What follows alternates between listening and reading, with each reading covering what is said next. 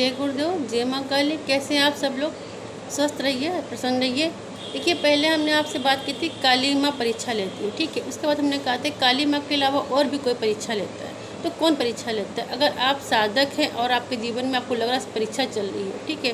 तो देखिए हर परीक्षा काली माँ या आपके इष्ट नहीं लेते। इनके अलावा भी आपके जीवन में कोई और भी है जो आपके जीवन को दुर्भाग्यपूर्ण बना देता है। तो क्या होता है, देखिए जब ईश्वर परीक्षा लेता है, कष्ट समय होता है। जब ईश्वर परीक्षा लेता है तो वो आपके 3 जन्म लेकर चलता है, ठीक है। जो जन्म आप जी कर के आए हैं, जो आप जी रहे हैं, और या इसके बाद जो आप जन्म लेंगे, ठीक है। तो वो क्या करते हैं, जो भी आपके पाप होते हैं, आपके दोष होते हैं, आपके ऊपर जो भी बदवा श्राप, जो भी गलत चीज़ें होती हैं, तो वो जल्दी जल्दी उनको समाप्त करने लगते हैं, ठीक है। पिछले जन्म का, इस जन्म का, कि जब वो अगले जन्म ये आपका आए या इस जन्म में जब भी मैं आपको कुछ दूँ तो आपके जीवन में कभी कोई दुख ना हो, कोई परेशानी ना हो, आप राजा के समान अपना जीवन जिए, ठीक है। जब ईश्वर परीक्षा लेता है तब वो आप में इतना धैर्य भर देता है, इतना सक्षम कर देता है आपको, कि कोई ना कोई आपको सहारा भी दे देता है कि आपके जीवन में उतना ज़्यादा परेशानी या उतनी ज़्यादा आपको दिक्कत नहीं होती, ठीक है। लेकिन जब इसके अलावा अगर आपको लग रहा कि मैं इतने सालों से जाप कर रहा हूँ, मुझे 10 साल हो गए, 15 साल हो गए, लेकिन मेरे जीवन में दुर्भाग्य समाप्त ही नहीं हो रहा, कुछ भी अच्छा ही नहीं हो रहा है, बहुत दिक्कत हो रही है, सब कुछ समाप्त हो गया, तो यहाँ पर देखिए इष्ट का यानी काली माँ, हम काली माँ की बात करते हैं, ठीक है। तो यहाँ पर काली माँ का कोई काम नहीं होता, ठीक है। क्या होता है काली माँ के, देखिए आप शिव जी की पूजा करेंगे, काली माता की करेंगे, तो इनके गढ़ क्या होते हैं? इनके गढ़ होते हैं सारे शमशानवासी, जो भी शमशान में वास करते हैं, भूत हैं, प्रेत हैं, राक्षस हैं, जो भी हैं, चुड़ैल, डाकनी, सकनी, जिस जो कुछ भी हैं, इनके जो शमशानवासी हैं वह सारे इनके गढ़ होते हैं, ठीक है। जब आप साधना पूजा जाप करते हैं तो ये सारी चीज़ें खिंचाव करके आपकी तरफ आती हैं, ठीक है। ये आपके जीवन को दुश्वार करते हैं, क्योंकि ये नहीं चाहते कि आप उनको प्राप्त करो, ठीक है। अब क्या होता है, ना ईश्वर चाहता है कि भैया आप हमको प्राप्त करो, हम किसी के बंधन में बंधे, ठीक है, किसी की गुलामी करें, ना ये चाहते हैं कि आप उनको प्राप्त करो, ठीक है। तो ये लोग आपके जीवन को जो है संकट में बना देते हैं, दूभर कर देते हैं, और आपके जीवन को एकदम दुर्भाग्यपूर्ण बना देते हैं। क्या होता है कि इसमें हम लोगों की भी गलतियां होती हैं, मतलब जो साधक होते हैं उनकी भी गलतियां होती हैं, क्योंकि उनका जो है इनकी तरफ खिंचाव बढ़ जाता है। क्यों बढ़ता है? क्योंकि जब जीवन में जब वो पूजा पाठ करते हैं तो कुछ ना कुछ घटता है, ठीक है। जब कुछ ना कुछ घटता है तो उनको अच्छा लगता है कि अरे आज ये अनुभूति हुई, आज ऐसा कुछ भी हुआ, तो उनको लगता है बस काली माँ कर रही हूँ, ठीक है। अब जब वो चीज़ का झुकाव होता है तो ये चीज़ें फिर आपकी तरफ झुकती हैं, आपकी तरफ बढ़ती हैं। देखिए जब आप साधना करते हैं, जाप करते हैं, तो आपके पास ऊर्जा आ जाती है, बहुत ज़्यादा ऊर्जा आती है, और ये जो चीज़ें होती हैं इनके पास बहुत दर्द होता है, बहुत तकलीफ होती, बहुत परेशान होते हैं, इनकी इतनी पीड़ा होती है कि ये ऐसे लोगों को ढूंढते रहते हैं। जब ये साधकों के पास में आते हैं, जो जाप करते हैं, पूजन करते हैं, तो उनके पास आके इनको बहुत राहत मिलती थी, ठंडक मिलती है, तो ये साधकों को घेरे रहते हैं, ठीक है। और ज़्यादातर काली माँ की साधना में ये चीज़ें बहुत ज़्यादा एक्टिव होती हैं, बहुत ज़्यादा ही होती हैं। अगर लोग कहते हैं कि मुझे काली माँ के दर्शन हो रहे हैं, मुझे काली माँ बात कर रही हैं, मुझे प्रतिमा में ये दिख रहा, मुझे वो दिख रहा, तो भैया यहाँ पर काली माँ नहीं है, ये सब नेगेटिव ऊर्जा है। अगर आप इनमें ज़्यादा इंटरेस्ट लेंगे तो आप समझ लीजिए कि आपकी पूजा और आपके जो भी जाप हैं वो काली माँ तक पहुँचते ही नहीं, क्योंकि वो ये सब चीज़ें ग्रहण कर लेते हैं, ठीक है। आप इनकी पूजा करने लगते हैं, आपको नहीं पता है, क्योंकि आप तो काली माँ के ही पूजा कर रहे हैं, लेकिन जो घटनाएं घटती हैं तो वो आप महसूस करते कि वो काली माँ कर रही हैं। यहाँ पे कुछ मैं चीज़ें बता रही हूँ, अगर ऐसी चीज़ें आपके साथ में हो रही हैं तो भैया ये मान लेना कि हाँ आपके साथ में नेगेटिव ऊर्जाएँ हैं, और यहाँ पर जो भी आपके जीवन में बहुत ज़्यादा दुर्भाग्य चल रहा है कि आपके पास खाने को भी नहीं, पैसे भी नहीं, कोई काम नहीं, कोई अपना नहीं, सब दुश्मन ही दुश्मन है। दुर्भाग्य ही दुर्भाग्य है कि 10 साल हो रहे, 15 साल हो रहे हैं, मगर कुछ भी अच्छा नहीं हो रहा है। आपके इष्ट के भी दर्शन नहीं हो रहे हैं, किसी तरह से आपको कोई सहारा नहीं मिल रहा, आपका पूजा पाठ में मन नहीं लग रहा है, और आप अब कहते हैं कि भैया हमारी पूजा हो रही कि नहीं हो रही, वो सुन रही हैं कि नहीं सुन रही, मतलब अंदर से आप पूरी तरह टूट रहे हैं, आपका धैर्य खत्म हो रहा है, तो ये समझ लीजिए कि यहाँ पर आपकी काली माँ नहीं है। अब कुछ चीज़ें जो हैं वो मैं बता देती हूँ, अगर वो हो रही हैं तो आप समझ जाइए, ठीक है। देखिए, आप पूजा में बैठते हैं, अगर पूजा में बैठते हुए आपको लगता है कि हमारे आसपास कोई चीज़ चल रही है, ठीक है, खटपट की आवाज़ आ रही है, आपको लग रहा है कि हड्डी चटकने की आवाज़ आ रही है, ठीक है, तो आप समझ जाइएगा कि यहाँ पर नकारात्मक ऊर्जा है। आप पूजा में बैठते हैं, आपका मन नहीं लगता, बहुत ज़्यादा आपके विचार चल रहे हैं, आप बहुत परेशान हो रहे हैं, आप आधा घंटा भी पूजा नहीं कर पा रहे, आपके पैरों में बहुत दर्द हो रही, आप बैठ नहीं पा रहे, आपके कंधों में दर्द हो रही है, तो यहाँ पर नेगेटिव ऊर्जा है। आप पूजा कर रहे हैं, ऐसा लग रहा है कोई आपको टच कर रहा है, ठीक है, आपको टच कर रहा है। रात में आप सो नहीं पाते, पूरी रात आपको जगना पड़ रहा है, और जब तक कि बम मुहूर्त नहीं है, मतलब 3:30 बजे तक आपको नींद नहीं आ रही है, बहुत बेचैनी हो रही, आप लेटते हैं, पैरों में दर्द हो रहा है, बहुत बेचैनी हो रही, तड़प रहे हैं, तो समझिए यहाँ पर कुछ और चीज़ें हैं, ठीक है। जब भी आपको लगे कि आपकी पूजा में कोई आवाज़ आ रही है, या कोई आपको टच कर रहा है, या आपकी प्रतिमा में कुछ ऐसा हो रहा है, तो यहाँ पर भी देखिए कलीमा नहीं होती, क्योंकि ये भी परीक्षा होती हैं, क्योंकि ये जो योगिनियाँ होती हैं ये लोग भी परेशान करती हैं, ये भी आपकी परीक्षा लेती हैं कि आप में कितना धैर्य है, क्या है, तो वो भी कई तरह से आवाज़ें भी निकालती हैं। प्रतिमा में कभी कभी लगता है कि उनकी जीभ चल रही है, उनके हाथ पैर हिल डुल रहे हैं, उनकी आँखें चल रही हैं। देखिए, जब आप साधना करते, जब आप अनुष्ठान करते हैं, अनुष्ठान जब आपका होता है तो उस अनुष्ठान में सब कुछ होता है, ठीक है, उस अनुष्ठान में होता है, उसके बाद उसमें आपको दर्शन भी होते हैं, आपको लोगों को आशीर्वाद भी प्राप्त हो जाता है। लेकिन जब आप जाप करते हैं, ठीक है, तो जब आप जैसे आप सोचते हैं कि काली माँ ऐसी हैं ऐसी, अगर आपको वैसी ही दिख रही हैं तो आप वहाँ पर पूरी तरह से पूजा में फिर नहीं हैं, क्योंकि जब तक आप पूर्ण रूप से ध्यान में नहीं होंगे, समाधिष्ट नहीं हो जाते हैं, क्योंकि जब आप पूरी तरह से पूजा में लीन होंगे तब आपको किसी तरह का आभास नहीं होगा। क्योंकि देखिए, कोई भी इष्ट, कोई भी ईश्वर है, इनके कोई भी शरीर नहीं होते, ये सब ऊर्जा स्वरूप में होते हैं, और ये सब एक जो है पवित्र आत्माएं होती हैं, ठीक है। आप जैसा सोचते हैं, आप जैसी कल्पना करते हैं, वो आपको वैसे दिखते हैं। लेकिन जैसा आपने देखा कि हाँ, प्रतिमा में ऐसी काली माँ है और वैसी आपको दिख रही है,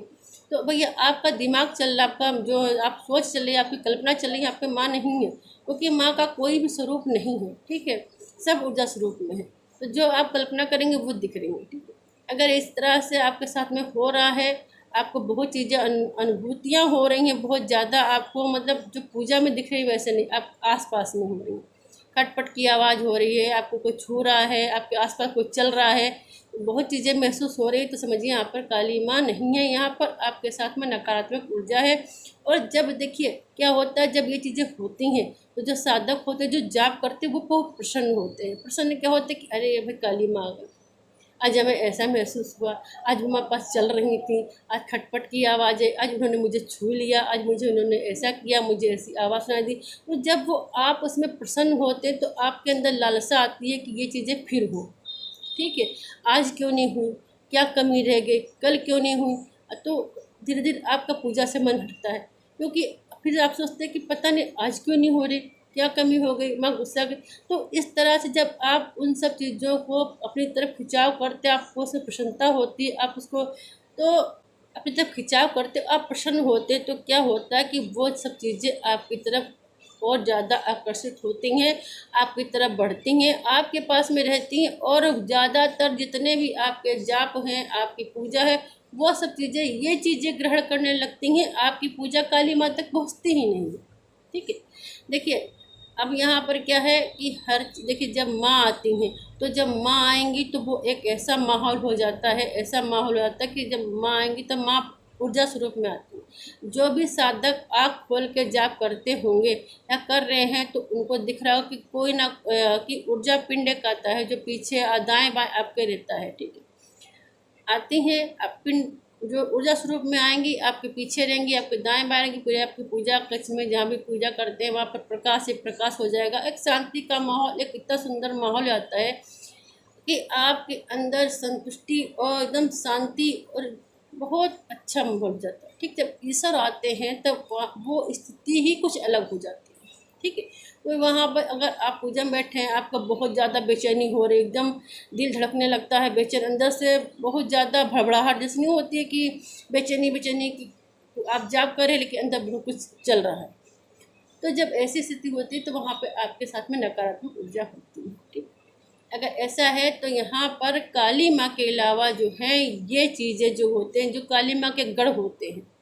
और योगनियाँ भी काली माँ के गढ़ में ही सब आती है, ये सब परीक्षा लेते हैं। कोई भी नहीं चाहता कि भाई आप उन तक पहुँचो, या वो इतनी बड़ी पराशक्ति हैं उन तक कोई, देखिए जो तीनों लोगों की में विद्यमान है और जिनके आगे ब्रह्मा विष्णु महेश तक झुकते हैं, तो वो कोई नहीं चाहता कि आप उनको प्राप्त करो। ठीक, इसमें सब बाधक बनते हैं, गढ़ भी हैं और देवता लोग भी हैं। जो साधक हैं, जिन्होंने कभी भी नहीं सोचा था कि मैं गुरु बनाऊंगा या मैं साधना पूजा करूँ, किसी चीज़ की जानकारी नहीं होती है, ऐसे साधक जो होते हैं जिनका सब कुछ अपने आप ही होता रहता है। जैसे कोई साधक है, उसको नहीं पता कि भैया पूजा पाठ साधना क्या होती है, गुरु कैसे बनाए जाते हैं, या इष्ट कौन होते हैं, क्या होता है, फिर अचानक उनके जीवन में गुरु प्राप्त हो जाते हैं। अचानक उनके जीवन में ऐसा होता है कि उनको साधना प्राप्त हो जाती, साधना कर लेते, इष्ट प्राप्त हो जाते हैं। उनके जीवन में कुछ ना कुछ अनचाहे, उनकी बिना इच्छा के कोई ना कोई घटनाएं घटती रहती हैं, कुछ ना कुछ अचानक, मतलब बहुत कुछ होता रहता है, घटित होता रहता है, अच्छा बुरा हर तरह का। तो ऐसे साधक जो होते हैं बहुत विशेष होते हैं, क्योंकि ये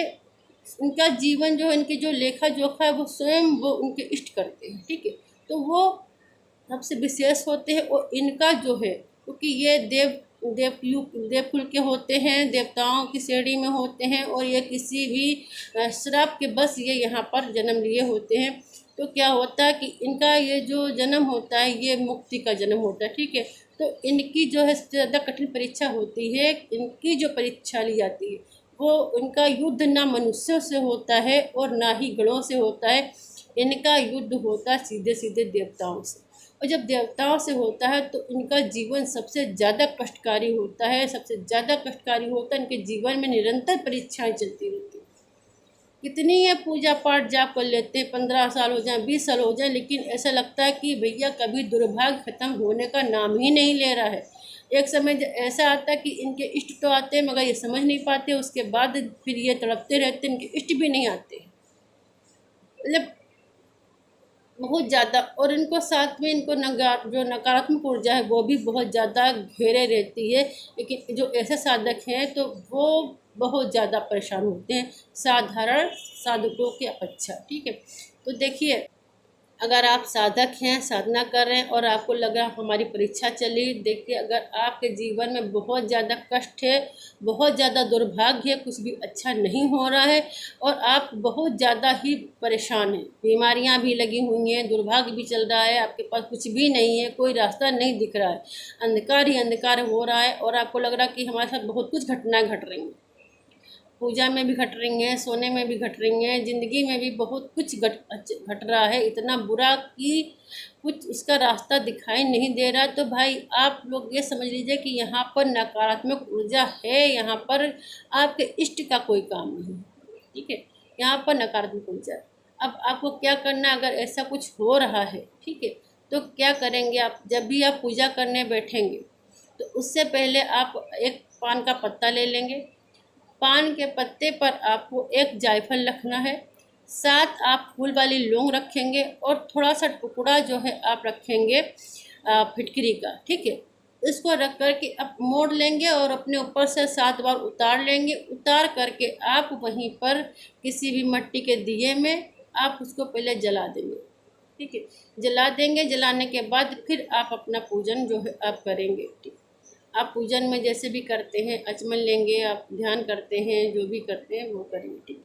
अगर आपकी पूजा में कोई गलती हो रही है तो उसको देखिए, कोई गलती तो नहीं हो रही, कुछ तो नहीं। और सबसे बड़ी बात, अगर कोई भी आपको कुछ दिख रहा है, कुछ भी महसूस हो रहा है, तो भाई तो उसमें ज़्यादा इंटरेस्ट नहीं लीजिएगा, जो हो रहा है को छोड़ो। ठीक है, उसको मत महसूस कीजिए आप, तभी आप आगे बढ़ पाएंगे भैया, नहीं तो ये चीज़ें घेरे रहेंगी। ठीक है, और ये जो क्रिया हमने बताई है, ये इन सब चीज़ों को, अगर आप घर में भी नकारात्मक ऊर्जा है, देखिए जब आप काली माँ की पूजा करेंगे तो ऐसे चीज़ें भाई आती ही आती हैं, कि घर में भी जो रहते हैं वो भी आपके ऊपर हैं,